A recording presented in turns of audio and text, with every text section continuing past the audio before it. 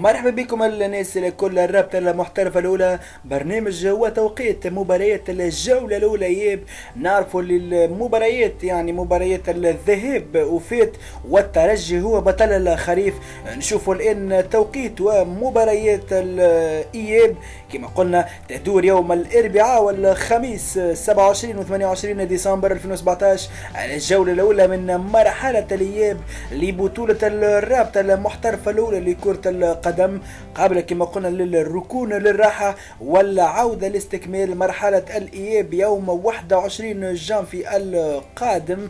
كما قلنا باش نشوفوا مع بعضنا المباريات هذه كاملة. على كل الاربعاء 27 ديسمبر 2017 الرابعة مساء الترجي الرياضي التونسي يستقبل اولمبيك بدنين بالملعب الاولمبي برادس.